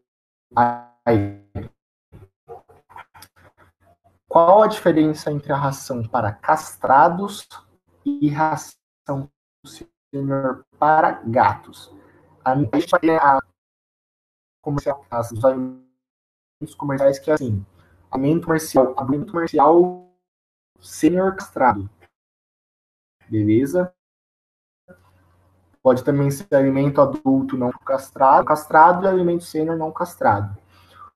O que a gente considera nisso? Um animal que o metabolismo dele vai ser menor. Isso que a gente fala sempre quando, se você castrar o seu animal, ele vai engordar. O metabolismo vai mais baixo, ele não tem tendência de engordar. O que então tem uma ação para animal castrado, independentemente da idade? Vai ter um teor maior de fibras, e as fibras vai reduzir a densidade energética do alimento, ou seja, o animal aí vai comer a mesma quantidade de energia quando calculada, mas um volume maior. E por ter um volume maior e emprego das próprias fibras, como do prebióticos e tudo mais, isso vai, como eu posso dizer, reduzir, por exemplo, o pico de glicose, essas coisas que daí facilitariam um animal engordar, beleza? Mas toda essa questão de sênior para castrar, não castrar, a gente resolve quando a gente calcula, como eu falei lá para cima, a questão da energia. Tudo vai voltar na questão da energia. Você dando um alimento balanceado, em termos de outros nutrientes, como proteína, gordura, não necessariamente vai ter alguma diferença entre animal sênior ou animal castrado. Ou melhor, do sênior da desigualdade mais. Mas uma mesma idade, castrado ou não castrado só vai diferenciar número de vida, na lista energética do alimento, beleza? Pergunta? Há algum caso específico em que acha indicação de alimento natural, falando em pacientes sem isso? Sim, como eu falei um pouco mais para cima, a alimentação natural ela é muito mais indicada para quando o animal apresenta duas doenças, geralmente crônicas concomitantes, que daí, por exemplo, seja conflitante, vamos dizer assim, o manejo de cada uma. Vamos pensar assim, um animal que apresenta doença cardíaca, ele precisa de mais proteína. Ou melhor, nem da proteína, vamos falar assim. Não, vamos falar da proteína. Qualquer doença crônica que o animal apresentar, ele vai ter a caquexia que eu falei para vocês. Quando o animal é só doente cardíaco, a caquexia nele é muito mais exacerbada. Acontece em todas as doenças crônicas, mas é mais exacerbada no doente cardíaco. Mas um doente cardíaco não tem necessidade de restrição proteica. O doente cardíaco ele só vai precisar atender a demanda de proteína dele naturalmente. Então você pode aumentar a proteína. Mas aí se o animal for um paciente com doença cardíaca e doença renal, e na doença renal daí precisa que restringe proteína, vai ter esse conflito entre dar mais proteína e dar menos proteína por conta das doenças, independentemente da idade. Nesse caso, o uso da alimentação natural, a gente consegue, não só no caso da proteína, como também em outros nutrientes, fazer de, no caso dessas duas doenças que eu dei exemplo, dar uma mas também dar um perguntador renal, beleza? Tem, assim, quando tem duas doenças concomitantes, aí a gente vai fazer, é mais interessante usar a mão, lançar a mão uso de alimentação natural ou caseira, beleza? Pergunta muito boa. Ai, gente, desculpa, eu escolhi essa pergunta. Peraí. Aqui, desculpa. No caso do gato, é importante a ingestão de ração úmida diariamente. O caso da ração úmida, gente, a gente também tem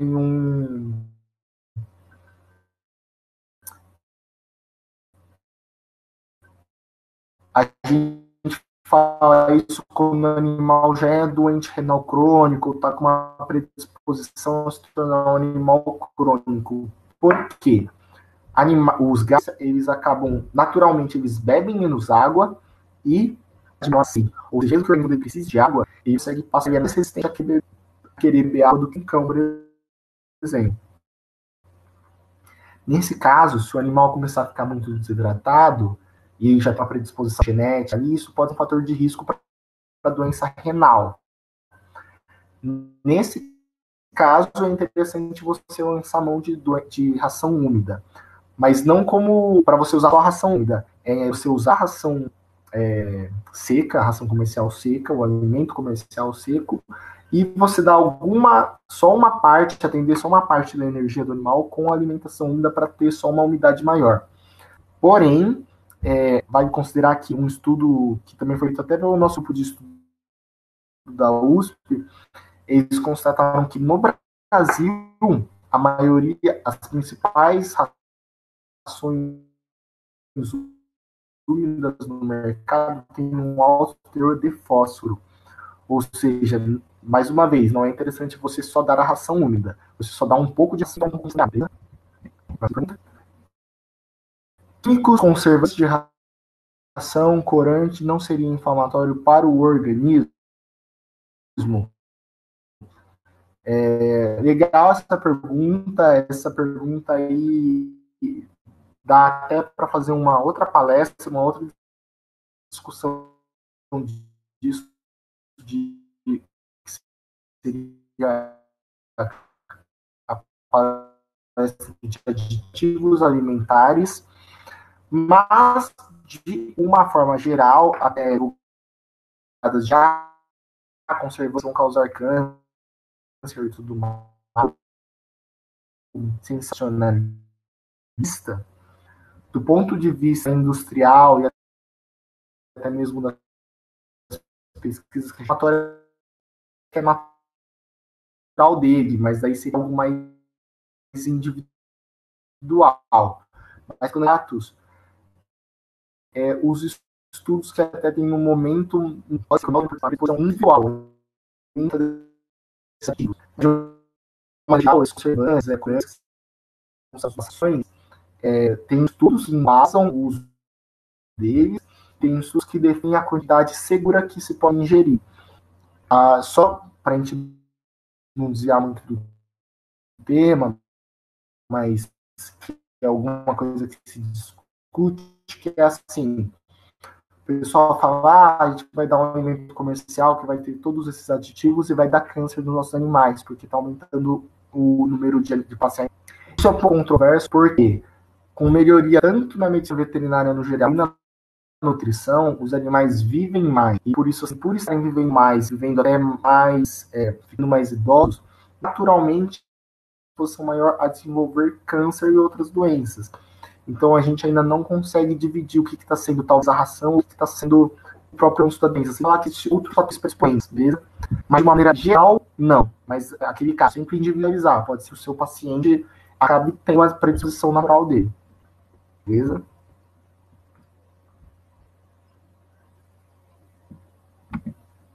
O palestrante já passou o contato, e-mail, se sim, alguém pode me mandar aqui.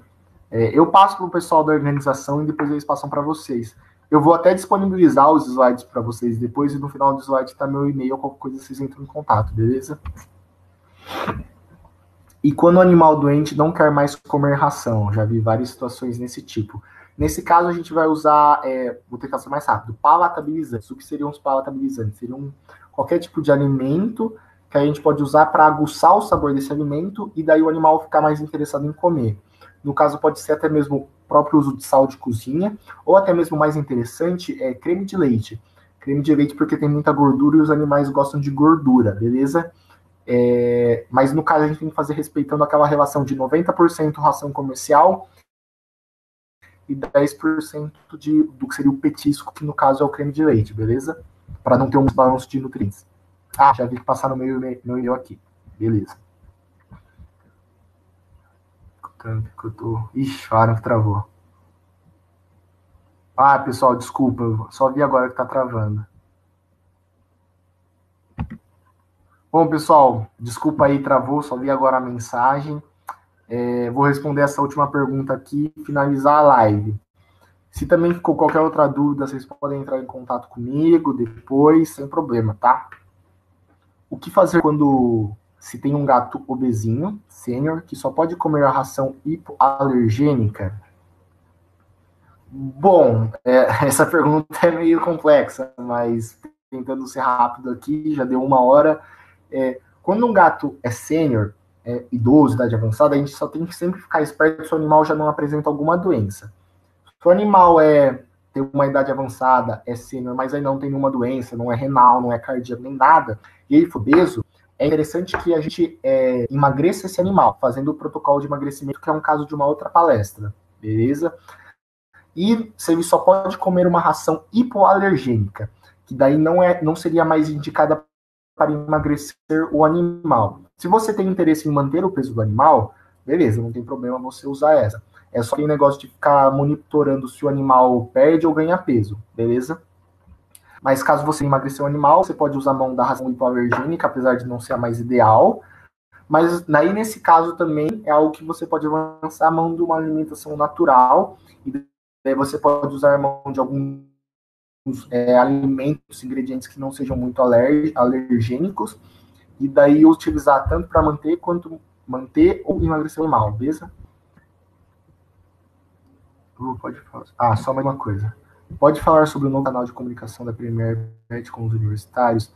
Ah, pessoal, em relação a isso, eu ainda não conheço muito esse novo canal, tá? Peço desculpa para vocês, mas aqui eu posso dar uma olhada nisso e conforme vocês forem me mandando e-mail, eu posso responder para vocês, tá?